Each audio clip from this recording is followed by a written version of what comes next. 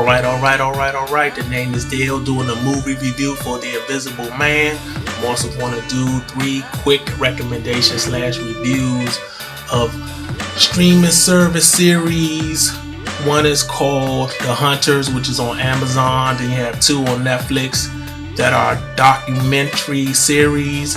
One is called The Pharmacist and the other is Who Killed Malcolm X.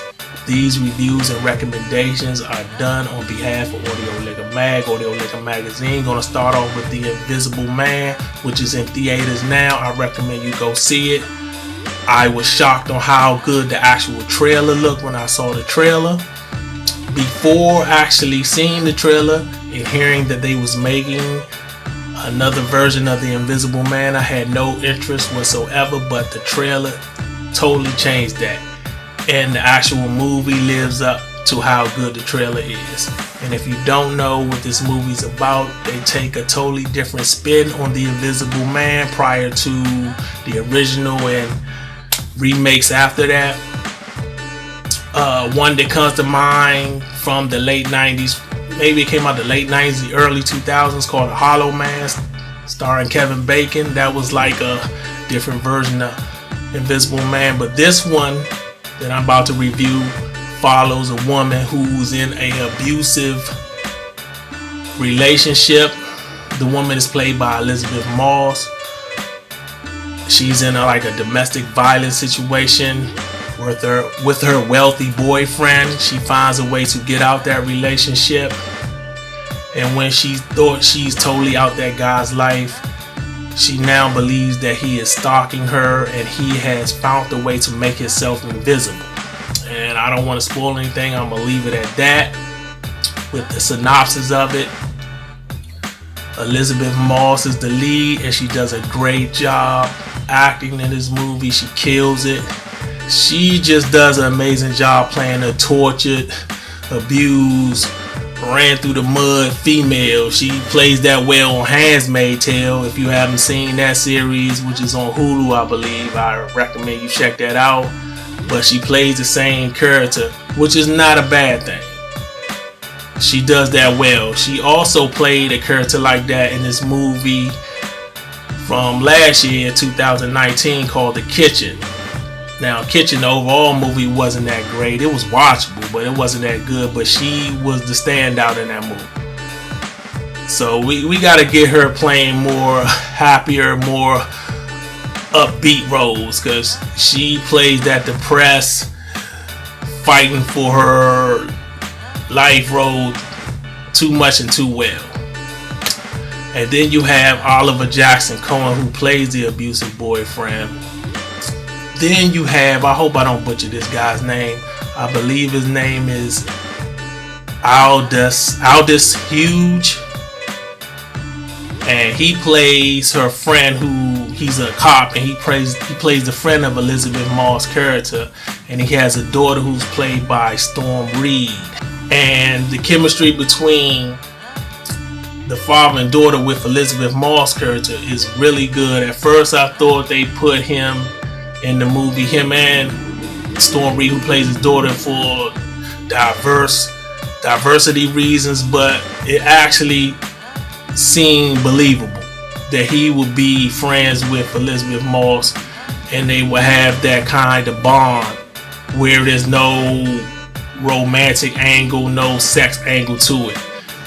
And you've probably seen him. He played in this movie called Brian Banks, which was based on a true story. Underrated. You can check that out. I believe that's on Hulu.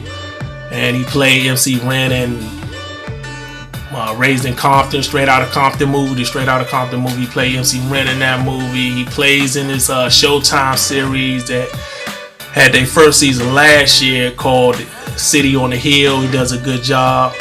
That also stars Kevin Bacon. Kevin Bacon kills it on that, but I digress. But anyway, so the cast overall, the supporting cast is good. I thought this movie was very excellent. The special effects were done very well for the type of budget that this movie had. It didn't have a very high budget, and they pulled off the special effects very well. As far as the Invisible Man fighting and beating on Elizabeth Moss character, it made it look believable, if that makes any sense. If you can make an Invisible Man whooping on a female look believable, they did a good job doing that. And I thought her acting really made this movie. This movie wouldn't be as good as it is if you just put some unknown mediocre actress in her role.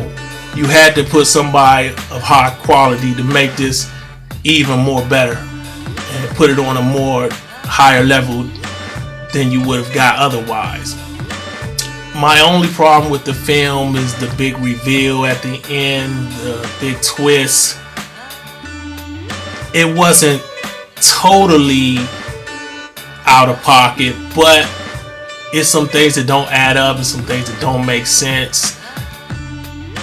It's not a trash ending. It didn't like totally torpedo the movie, but I just had some questions. It had me scratching my head like, I don't know. Maybe it does make sense and I'm just not smart enough to put the pieces together, but it was some things at the end that wasn't really hitting on all cylinders, if that makes any sense. But it's not totally bad, so I'm not going to knock it too much when it comes to the grade for this movie. I still recommend folks go to the theaters and see it. And you have to give Blumhouse a lot of credit. They made another movie for a low budget. I think they made this movie for like $7 million. Blumhouse is the company that distributes this movie and other horror films that you've probably seen.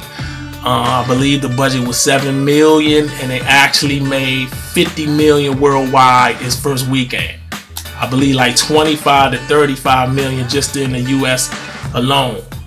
So that's great, and that's just his first weekend. So it made tripled his budget in the first weekend. So I'm going to move on to, well, before I go on to the next thing that I'm going to review, it is a horror, but it's like a horror slash thriller movie, and I will give Invisible Man a B+, a strong B+. I want to move on to Hunters. You can watch this on Amazon. It's 10 episodes. It's basically about a group of, I guess you could say, I wouldn't say revolutionaries, but they're operating outside the law, outside the government, and what they do is hunt down Nazis who are in the United States hiding in plain sight. Basically, they hunt them down and kill them. And this is based on true events. This is set in the 70s. Al Pacino, he leads the group of, I guess you could say, vigilantes to go out and seek and find these Nazis and kill them. It's a very good series until the last episode. I really didn't care for the last episode. Before I get into that, it is based on true events, but they mix a lot of fiction in it. So it's a good blend though.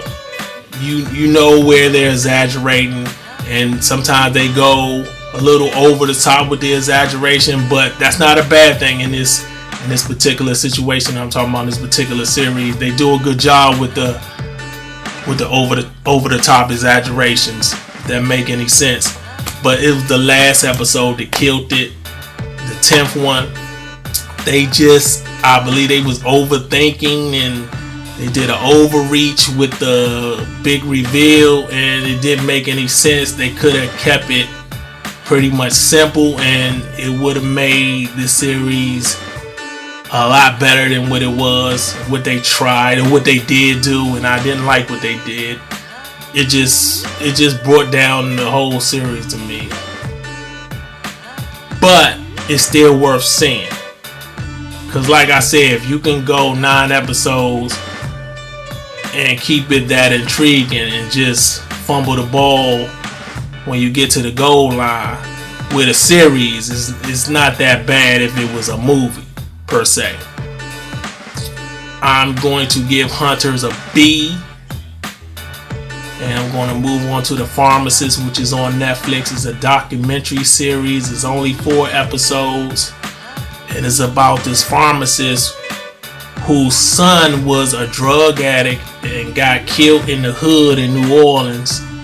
And the cops don't seem to be that eager to solve the case, or either they're not putting in the work to solve the case. So the father of this kid, of the son, the son who got killed, he decides, I'm gonna solve this crime. I'm gonna do what I can. I'm gonna do everything and anything, even if it's risking my life to go to the hood. I'm going to find out who killed my son. And then it transitions to him actually trying to take down a big pharmaceutical company who's actually pushing these drugs that's starting the opioid crisis in his area.